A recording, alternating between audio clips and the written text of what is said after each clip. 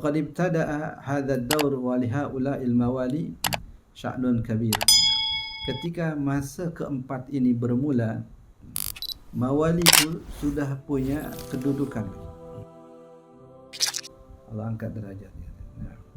So dikatakan dari kalangan al-mawali. Wa minhum man danau bil Islam wa hum kibar. Ada juga di antara mereka yang masuk Islam setelah mereka dewasa. Tadi masih kanak-kanak sudah dijadikan hamba saya, kemudian jadi Islam karena tuannya Muslim. Ada yang masuk Islam tapi sesudah dewasa. Wa hadza min sya'nihi talaquhul afkar wa indajul uqul. Nah, yang dengan sebab ini, dengan sebab adanya mawali, dengan sebab adanya hamba-hamba sahaya, maka akan terjadi perkara apa? Yang pertama, talaquhul afkar. Talqih ini biasanya digunakan untuk pokok korma, dikawinkan antara jantan dengan betina. Kemudian nanti akan lahirlah itu buah korma. Itu disebut dengan talaqih atau talqih. Nah, ini talaqih di sini perkawinan antara pemikiran dengan pemikiran orang Arab dengan pemikiran mawali. Dengan pemikiran Persi, dengan pemikiran Romawi, dengan pemikiran Habasyi. Itu disebut dengan talaquhul afkar. Perkawinan pemikiran. Jadi yang kawin bukan saja manusia, pemikiran juga boleh kawin. Maknanya semakin matang. Karena akan melahirkan banyak sekali pemikiran. Nah, wa indajul uqul, juga akal yang semakin matang. Indaj, mematangkan pikiran. Ada persemaian daripada pemikiran, perkawinan daripada pemikiran, kemudian juga ada pendewasaan daripada akal. Akal menjadi lebih nadij, menjadi lebih dewasa. Karena kalau kita satu bangsa saja, mungkin kita tidak banyak kira banyak hal. Tapi kalau beda bangsa, kita meraihkan banyak hal. Kita nak jaga marwah bangsa kita, kita jaga etika kita jaga akhlak kita. Malu kalau seandainya bangsa lain tengok kita ini tak berperadaban, kita ini tak berakhlak. Nah, keadaan yang seperti ini membuat akal kita menjadi dewasa, membuat akal kita semakin matang. Beda kalau seandainya anak negeri saja. Anak negeri ya buat macam-macam, karena dia tak merasa malu, sama-sama anak negeri. Tapi kalau dengan negeri lain atau dengan bangsa lain, kita malu. Macam mana kalau bangsa lain cakap, negeri kita buat gini, kita macam ini. Nah, ini yang boleh membuat pemikiran satu bangsa itu menjadi matang. Indajul uqul. Nah, wa qad ibtada'a hadha ad-daur wa li haula'il mawali sya'nun kabir. Nah, ketika masa keempat ini bermula, mawali itu sudah punya kedudukan. Sya'nun kabir fi siyasah al-madaniyah. Siyasah al-madaniyah, pada politik negeri itu. Mereka sudah sebagian menjadi tentara, sebagian lagi juga menjadi pejabat negara. Mereka sudah punya sya'nun kabir. Fa inna ad-daulah al-abbasiyah qamat ala ra'si mawaliha min ahli Khurasan wal Iraq. Daulah Abbasiyah setelah jatuhnya daulah Umayyah, itu berdiri daulah Abbasiyah. Nah, daulah Abbasiyah ini mereka tak gunakan bangsa Arab untuk jadi pegawai, tak gunakan bangsa Arab untuk jadi tentara, tak gunakan bangsa Arab untuk jadi polis. Yang jadi tentara, yang jadi polis itu dari kalangan hamba-hamba saya, atau dari kalangan bangsa-bangsa lain.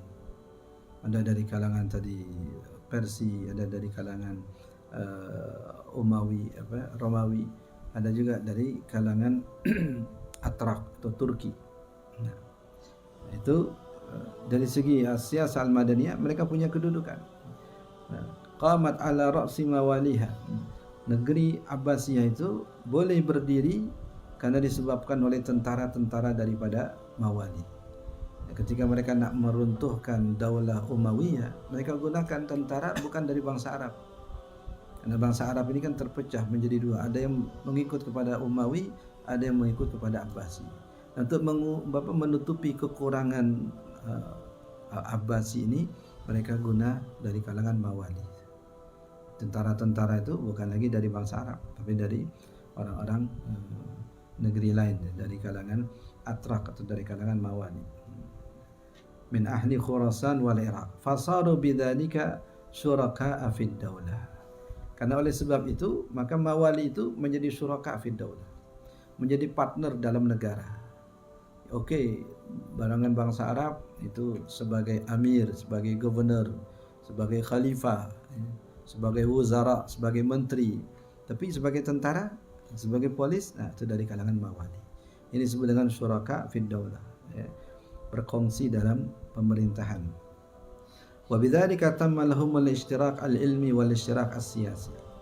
Karena macam itu, akhirnya mereka juga ikut di dalam pergerakan ilmu dan juga pergerakan politik. Tidak bisa dilepaskan. Ada kalangan Sayyidina Harun ar-Rasyid, punya Khalid al-Barmaki dari kalangan al-Baramika, yang punya siasat perang, yang punya kemampuan untuk mendidik anak-anak raja, itu dari kalangan al-Baramika. Sehingga ketika kemudian terjadi pemberontakan, pemberontakan al-Baramika kepada Daulah Abbasiyah di zaman Harun ar-Rasyid, semua orang-orang Baramika dibunuh oleh Harun ar-Rasyid, kecuali Khalid al-Barmaki ini, karena pernah mendidik beliau ketika masih kanak-kanak. Harun ar-Rasyid sudah menjadi raja ketika masih kanak-kanak. Yang mendidik beliau, yang tunjuk ajar beliau, yang mengasuh beliau adalah Khalid al-Barmaki. Tapi karena dia berasal daripada Baramika, ketika Harun jadi khalifah dan terjadi pemberontakan dari al-Baramika, Khalid ini dituduh sebagai tokoh intelektualnya, sebagai provokator utamanya, akhirnya dipenjara dengan seluruh keluarganya. Kami, Nur Family, ingin membuka peluang kepada anda untuk berinfak. Sesungguhnya, pahala infak itu akan senantiasa mengalir sehingga hari kiamat. Dan dermakanlah hartamu di jalan Allah, dan janganlah kamu sengaja mencampakkan dirimu ke dalam kebinasaan dengan tangan sendiri, dan berbuat baiklah. Sesungguhnya Allah menyukai orang yang berbuat baik. Itu gambaran betapa mereka juga berperan dalam masalah politik. Nah, ini kekuatan. Jadi bukan semata karena mereka itu dari kalangan Mawali, tapi memang jumlah mereka sudah banyak.